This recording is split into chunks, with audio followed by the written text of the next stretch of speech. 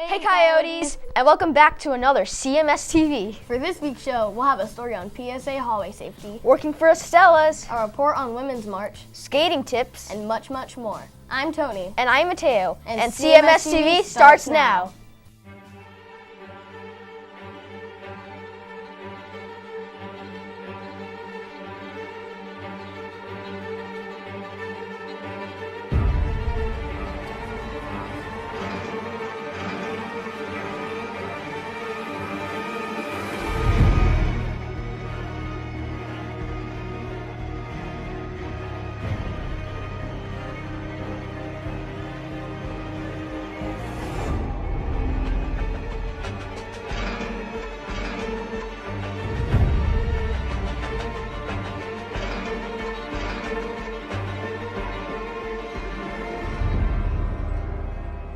Happy new semester. We hope you got great grades on your report card. Now Eli is bringing you a story on PSA hallway safety. Take it away. Hey Coyotes, Eli here. And in our last package, we showed you guys how to be safe on the stairs. But then I thought, oh no, how will they be safe? In the hallway. Hallways are a crazy place, especially when you're using them wrong. Make sure you don't run in the hallways, because this might happen.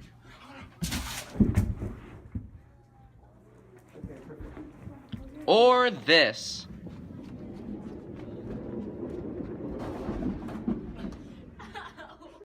But also, if you walk too slow, you might block someone from getting around you. Like Simba might say, you need to Mufasa.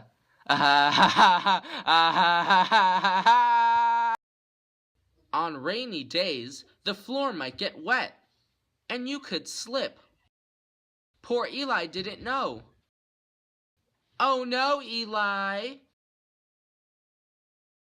These crazy kids are rushing to get to class, but you don't have to rush. Walk at a steady pace. Take your time in the hallways. Cherish needs to take down these posters, but she's rushing and she falls. Poor Cherish. Don't walk shoulder to shoulder in the hallways, 'cause you might clothesline someone like Eli. But don't walk too close to the doors, 'cause you might get hit. Well, Coyotes, I hope you learned something about the hallways. Be safe out there. Now back to the anchors. Don't run. Wow, I'll be sure to be safe in the hallways. Next up, we have a story about Pac-Man vs. Galaga with Ben and Chase. Here it is.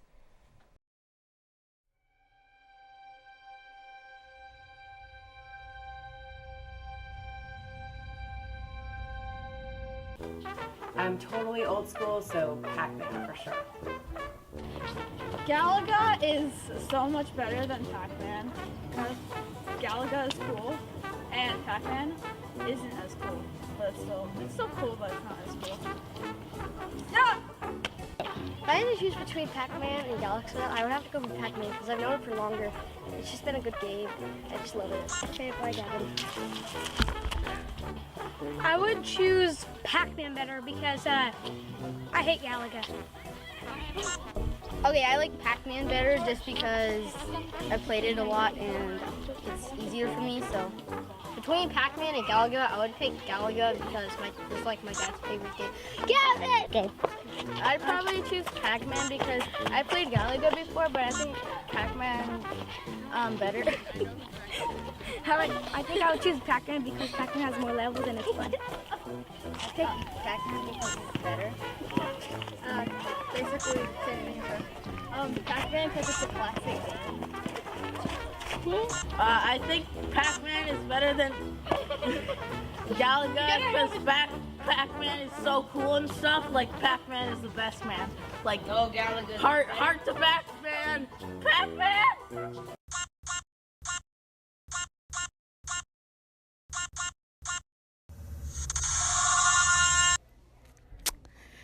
Well, it appears that our third contestant, the Dabs, has won. Because the people that we interviewed were all 6th graders except for like 3, but whatever. Congratulations. Personally, I prefer Pac-Man. Don't forget to support the boys basketball team Tuesday at 5 in the school gym. Next up, we have an overview with Donovan and Jackson on the video game War Thunder. Hope you guys enjoy. Hello everyone, today we are going to review War Thunder by Gaijin Entertainment.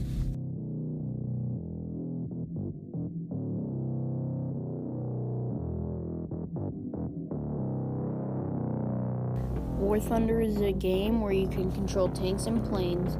The objective is to capture points and to destroy enemy vehicles.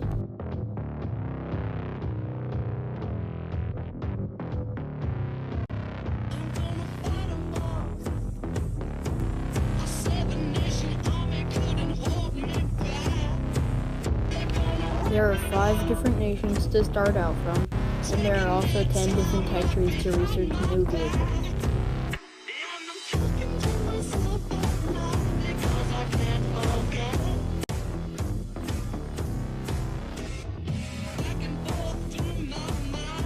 The company who made War Thunder, Gaijin Entertainment, is a game company based in Russia who made other games like Crossout and Birds of Steel.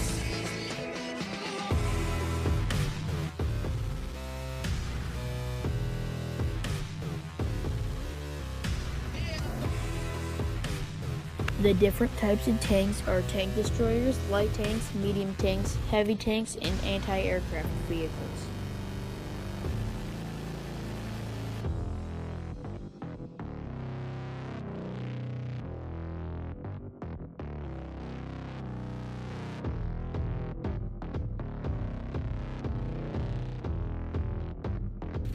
Also, the different types of planes are bombers, dive bombers, hydroplanes, fighters, and heavy fighters.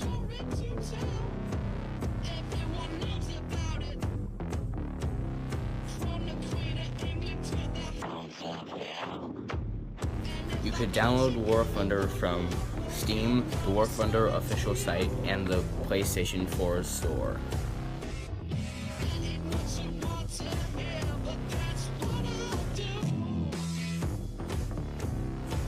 Finally, our personal rating of this game is an 8 out of 10 stars. Thanks for watching.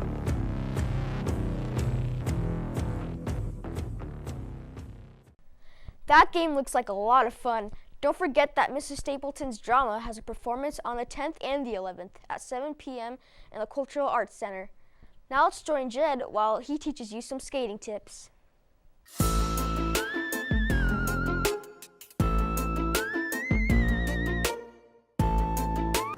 Hey guys, it's Jed Harrison, and today I'm going to be teaching you how to kickflip. Okay, for foot positioning, you put your front foot on the edge of the board behind the 2 bolts at a 75-degree angle. And you have your back foot on the edge, on the very back of the board with your toes on the tail, so you get lots of pop. Okay, you pop the tail, and then you slide your front foot up at a 75-degree angle, so you flip the board.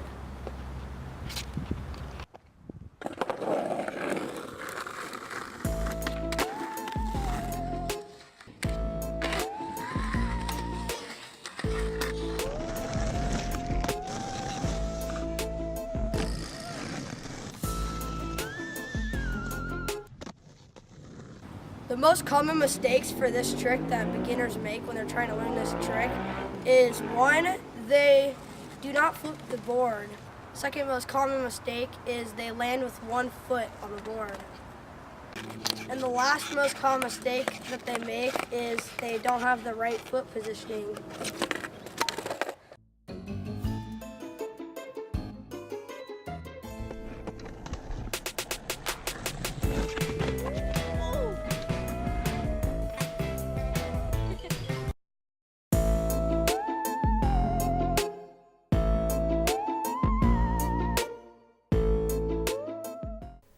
Awesome. Those tips will sure come in handy to you skaters out there.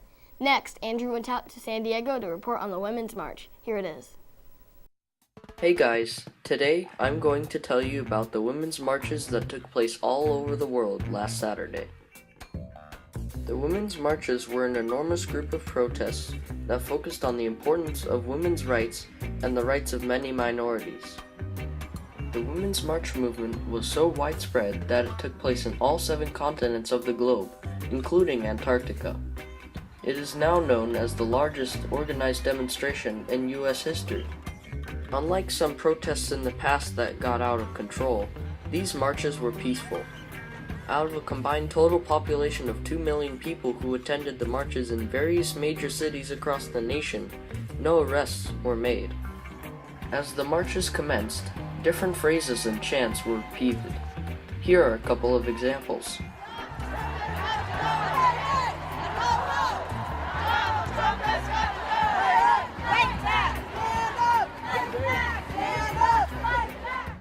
Well, I hope you guys enjoyed. Thanks for watching. Now back to the anchors. Wow, that was pretty crazy. For our next story, Jack is going to show us how it's like to work for Estella's. Enjoy!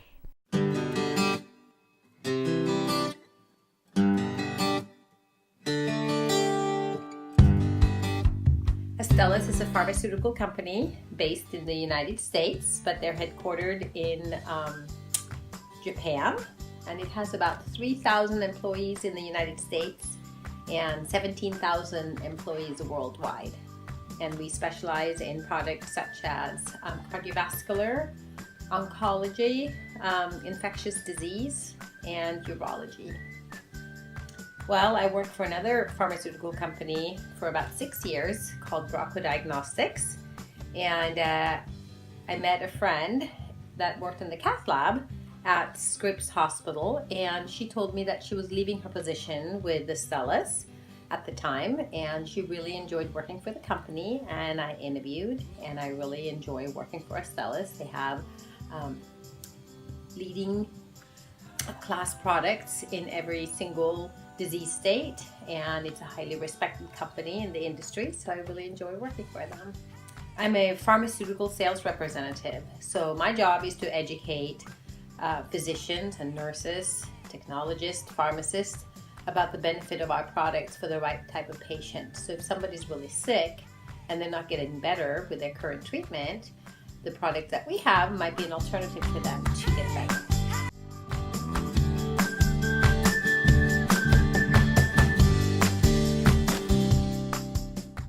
Do you know about our school that well?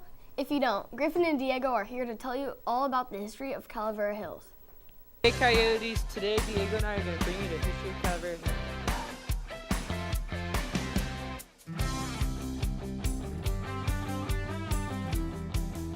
Calavera Mountain used to be an active volcano over millions of years ago, but is now an extinct volcano and is home to our school name. There are multiple trails leading up to the top of the mountain, and it is inhabited by many animals. We went out to ask some teachers what they know about Calavera Mountain.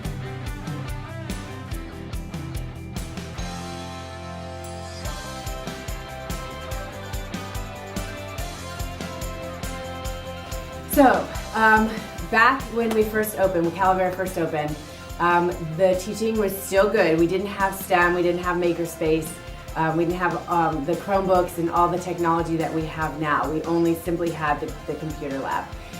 But the teaching was still good, so it just wasn't as technological, it wasn't as science and engineering focused. We still did what we called interdisciplinary projects, which is now called project-based learning to a certain extent, but it was more traditional because we didn't have all the resources that we have now. So before the school opened, I was at Valley as a math teacher, and then when we opened in 2004, I was a math teacher from then until 2011, and then I went to be a counselor, and then now I'm back here because I love it so much. I started teaching at Calavera about 12 years ago. I came in on the second year our school was open, which was the first year that we had 8th grade students. Well, Coyotes, that's all we have today. Now back to the anchors. Yeah. It was like, oh, Estine, if you need any help. Well, it looks like that's all the time we got. Have a great new semester, Coyotes. Bye! Hey Coyotes, this is Ravi. Last week, our school participated in the Great Kindness Challenge, along with schools throughout the country. Every student here at CHMS participated in random acts of kindness.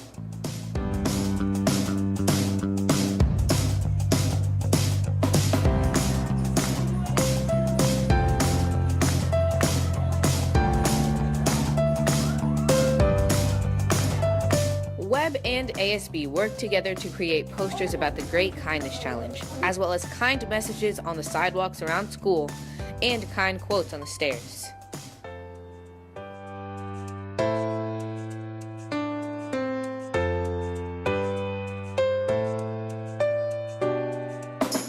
So the Great Kindness Challenge is this idea that we as a school decided to participate in that's all about bringing kindness and caring to our community.